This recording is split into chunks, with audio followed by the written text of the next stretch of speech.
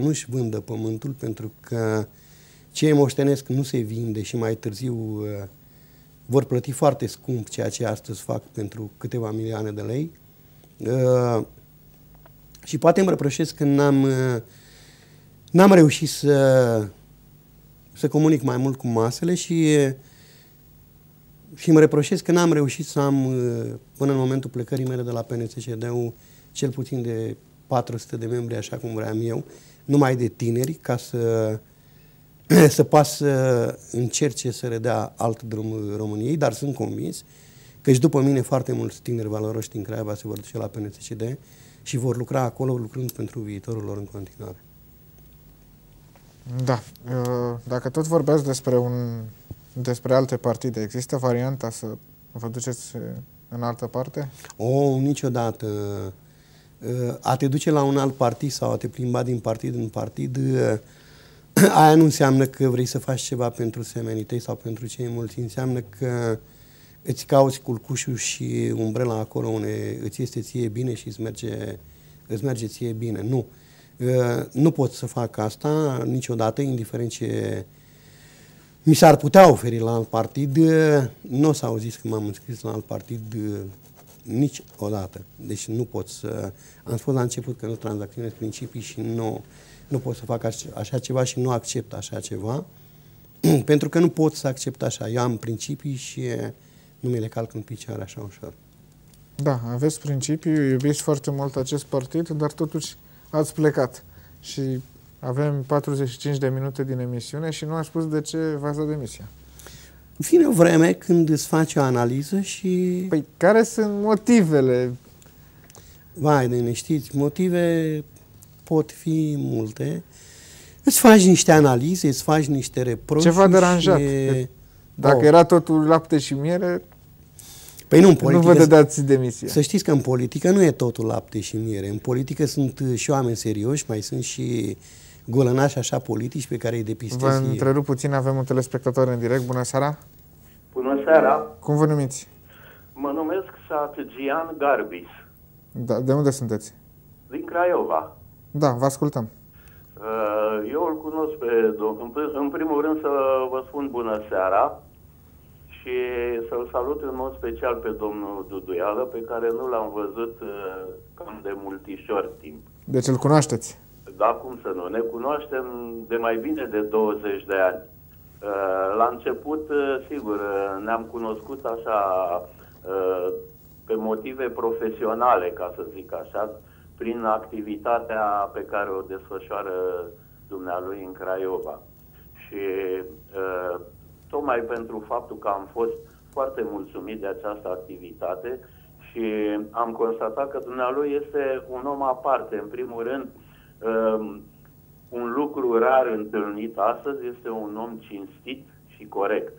Și asta m-a făcut ca să mă apropii de dânsul și pot să spun că am rămas prieteni, amici, de atâta timp și într-o bună măsură să știți că nu m-a surprins decizia dânsului de a pleca din politică, pentru că, așa cum îmi spunea de mult tatăl meu, Dumnezeu să-l odihnească, politica nu este pentru toată lumea, este o adevărată junglă.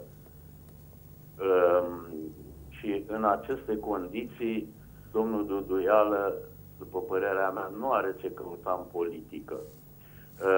Păcat că oameni de calitatea dumnealui sunt trași la o parte, pe linie moartă, datorită obtuzității în gândire a populației acestei țări, ca să nu mă refer numai la Craiova.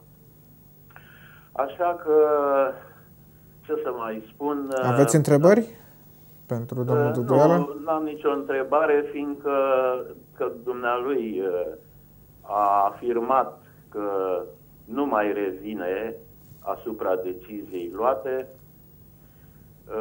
Nu mai am ce să spun, decât că am să-l vizitez zilele următoare să stăm mai mult de vorbă. Îmi pare rău că dânsul ar fi putut să intre în Consiliul Local. al primăriei, unde ar fi putut acolo să dea adevărata măsură a capacității dânsului. Fiindcă, așa cum spuneam că îl cunosc foarte bine, dânsul este adeptul lucrului bun făcut. Nu merge așa pe paliative și să zică, las că merge și așa. Nu se poate. Nu. De aceea, păcat că dânsul nu face parte din Consiliul Local. Mulțumim mult de tot, o seară bună. Da. Bună seara. Domnule Duduială, vă pare rău că ați intrat în politică? Nu-mi pare rău. De ce să-mi pară rău? A fost o experiență de 5 ani de zile. Am intrat în politică undeva unde am găsit foarte puțin. Am plecat din politică undeva unde am lăsat foarte mult. Am lăsat o bucățică din sufletul meu, am lăsat o filială bine așezată, cu mulți tineri, cu tineri valoroși, cu tineri pe care îi iubesc, cu tineri care am să-i ajut din umbră. Am lăsat o filială în care sunt fer convins că în următoarele luni de zile foarte mulți tineri valoroși din Craiova se vor duce, pentru că, uite, mă face să dezvălui în premieră la dumneavoastră, nu... Oricum nu ne lăsam până nu spuneați ceva în premieră.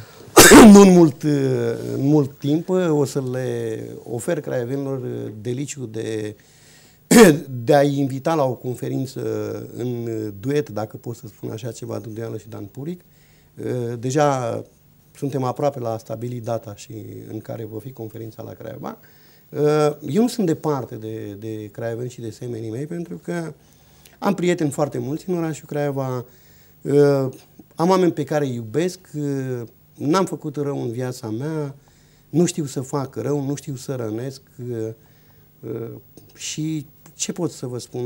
Nu accept ca cineva să rănească atunci când nu are nici motivul și nu are nici suportul și eu nu tolerez aceste golănii, indiferent de unde ar fi și indiferent cine le face, pentru că așa m-am educat, așa îmi voi duce crucea în continuare, neacceptând ca cineva să-și bage bocancii în sufletul tău, indiferent cine ar fi el și de pe ce poziție ar fi și așa mai departe. Deci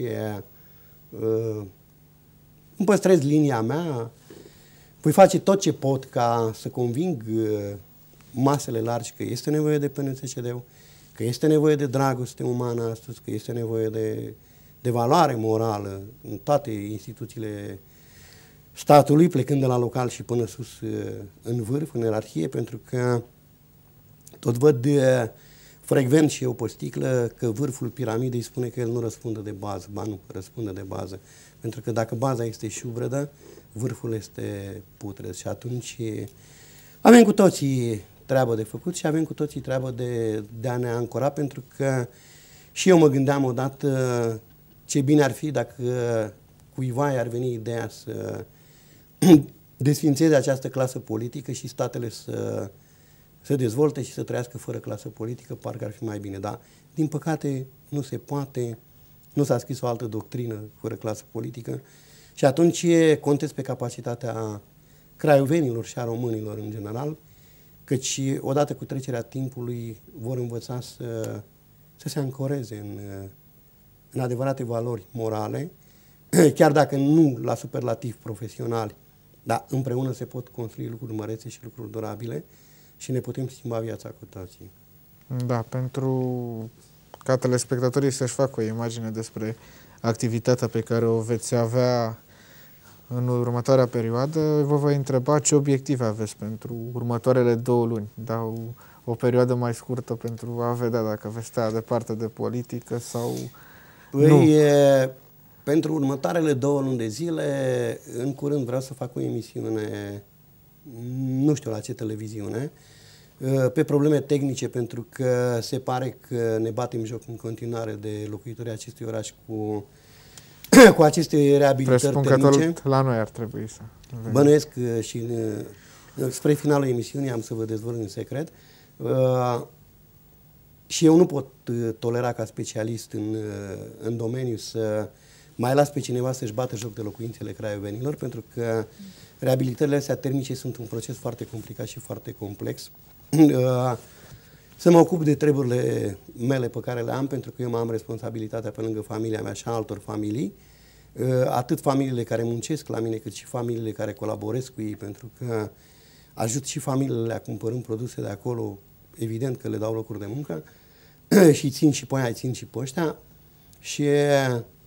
și voi sta deoparte de politică, voi merge în săli de conferințe cu tinerii pentru că mi sunt dragi și nu-i abandonez și voi avea grijă ca să învăț tinerii valoroși să meargă la PNSCD, să facă cea mai frumoasă filială de ce nu din țară, și cea mai puternică la Craiova, și să plece semnalul de aici, pentru că tot ne spunea primarul că vrea să înmormânteze pe Mihai Viteazu, deși, nu știu, cred că capul l-au mai găsit, trupul nu, să facă ei un exercițiu de a găsi trupul lui Mihai Viteazu și de a regăsi renașterea națională plecând de la Craiova, adică în valoare creștină, în valoare morală și în demnitate și a face ceva pentru a crea locuri de muncă, că cu toții ducem în momentul de față o mare năpastă pe umăr, căci se pare că nu s-au creat alea 20.000 de locuri de muncă, ci dimpotrivă, pe zi ce trece se diminuează cu câteva sute, câteva mii și așa mai departe. Deci avem treabă de făcut. Mai este timp în mandatul acesta. Voi rămâne ancorat cât privește politica, după ce mă voi liniști eu așa și voi sta în amănunt de vorbă cu mine și după ce mă voi consulta și cu cei pe care am în jurul meu, pentru că să nu credeți că sunt singur pe lumea asta, am și eu în jurul meu mulți oameni de valoare și am ținut cont întotdeauna de părerea lor și n-am dat greș, atunci cu siguranță voi face public decizia mea. Dar până atunci, cert este că decizia mea este fără politică.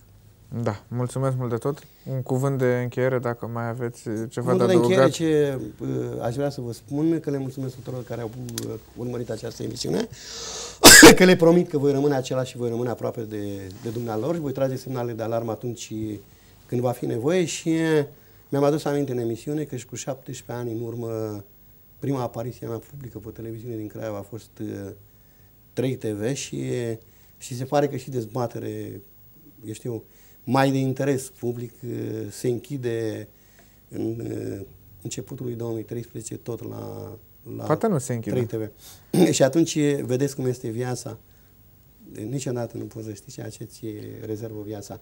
Oricum vă mulțumesc mult pentru tot ceea ce am reușit împreună să transmitem craiovenilor și telespectatorilor dumneavoastră care sunt convinși și știu că îi aveți și pe internet și privesc cam prin toată Europa. Le mulțumesc și lor că m-au urmărit și aș vrea să le cer scuze tuturor cărora cred ei că eu aș fi putut să le greșesc cândva. Și vă mulțumesc încă o dată mult și dumneavoastră și telespectatorii.